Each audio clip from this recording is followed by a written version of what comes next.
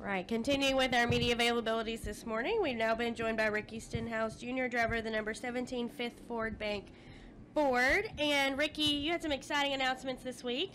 Talk to us a little bit about that and also your expectations heading into this weekend. Yeah, it was a great week for us. Something that we've been working really hard at Roush Fenway on.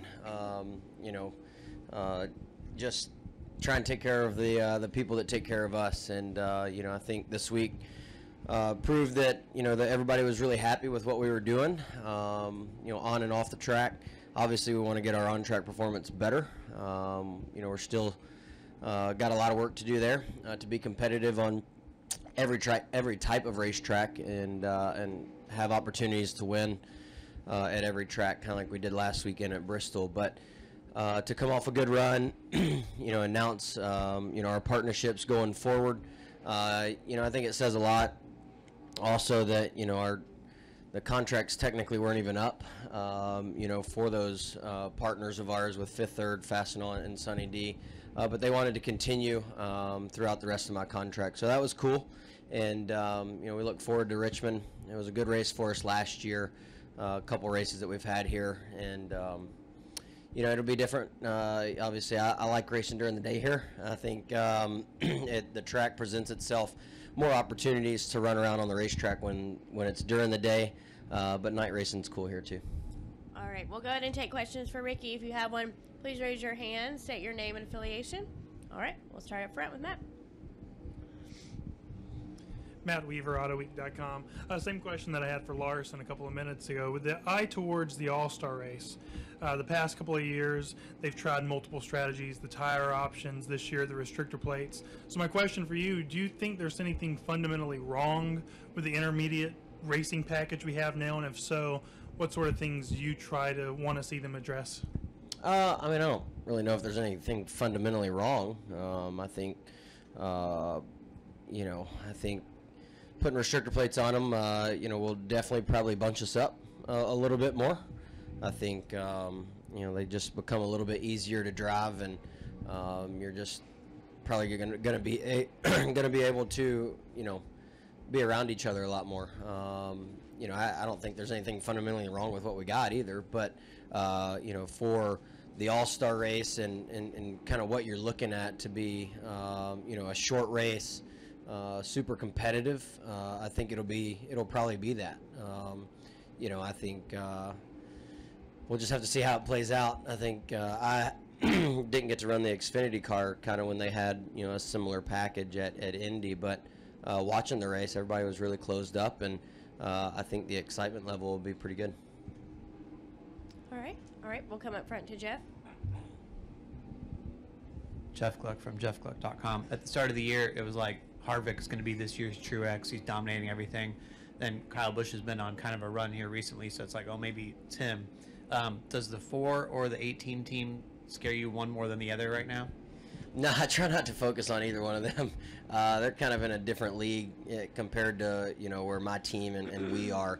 We look at every given week, I feel like there's, 5 cars that kind of separate themselves really after first or second practice as, all right, those cars are, quite a bit faster than everybody else this week. And right now we're not at the point where we can really focus on the speed in their cars and going to race them. We look at, 6th to 12th, and we want to kind of be in that range because we know that's the capability of what we got right now.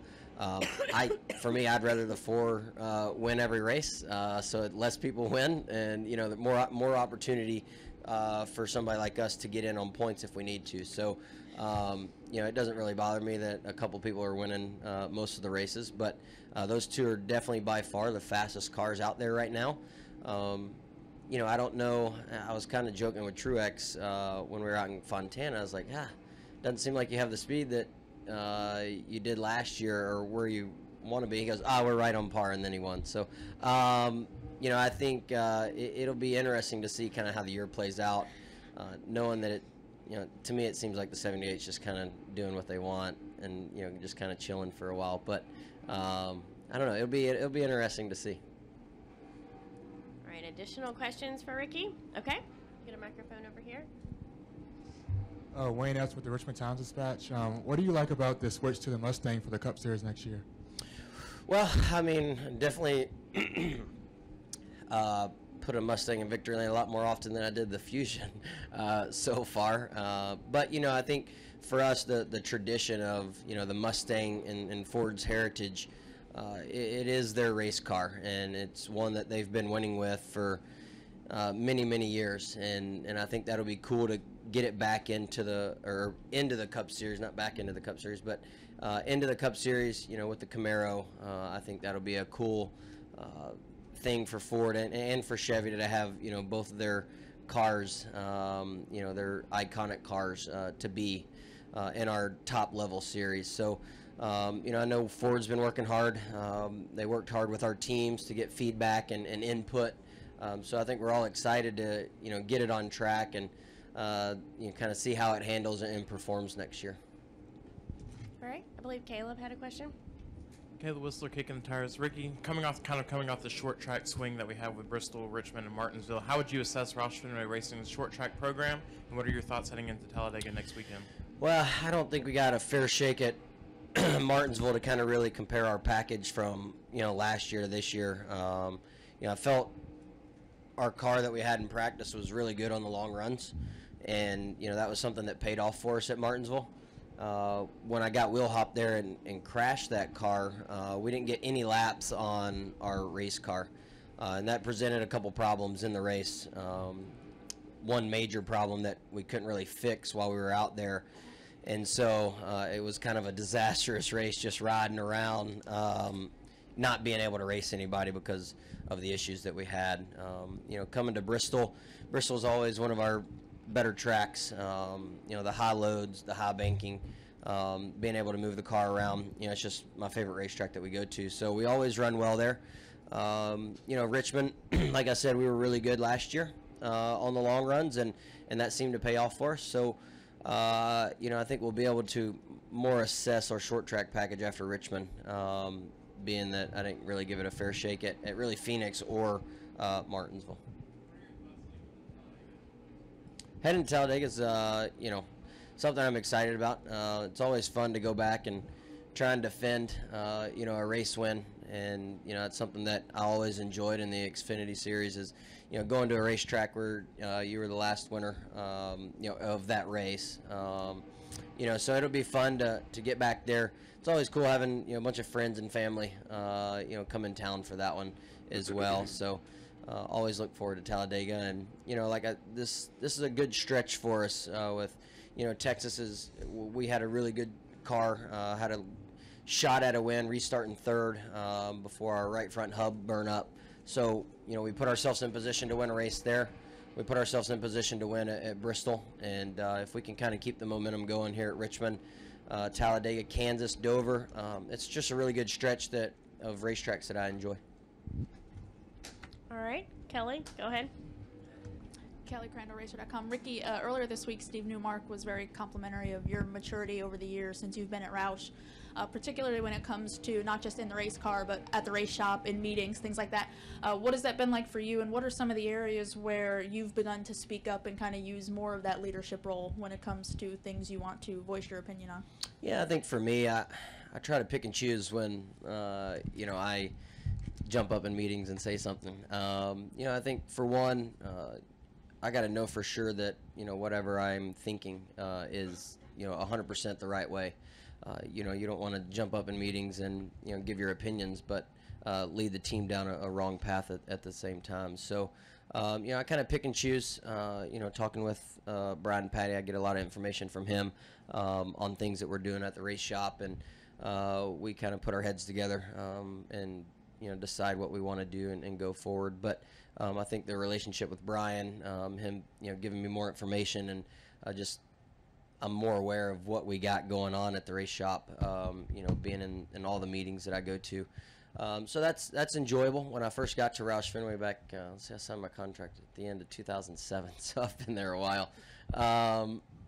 You know, I would just kind of sit back, and, you know, I had Matt, Carl, and Greg kind of do everything. And, you know, so as each one of them kind of left, and I was transitioning to the guy that has been there the longest, and you know, it's definitely different, but I enjoy the process. I enjoy you know, calling our sponsors and talking to them, and heck, going on vacation with some of them.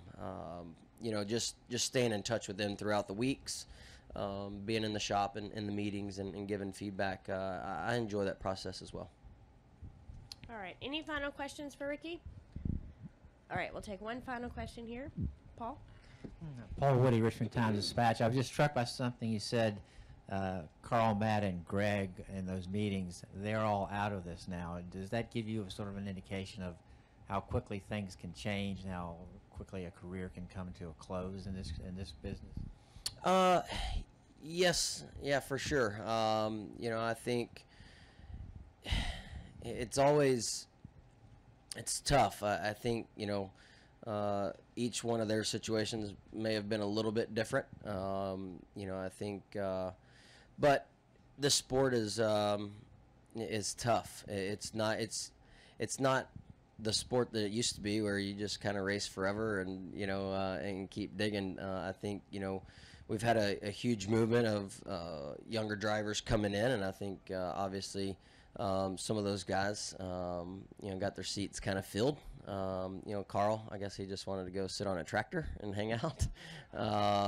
You know, which I don't blame him. I like sitting on my tractor and being on my John Deere throughout the week and hanging out and enjoying that. But you know, I talk to Carl every now and then, and he's definitely enjoying that. But yeah, I think any sport, there comes a point where it seems like all of a sudden, you know, a group or a class, if you want to call it, kind of transitions out, and I think we're just in that time frame of drivers kind of transitioning out. All right, Ricky, thanks for your time. Best of luck this weekend.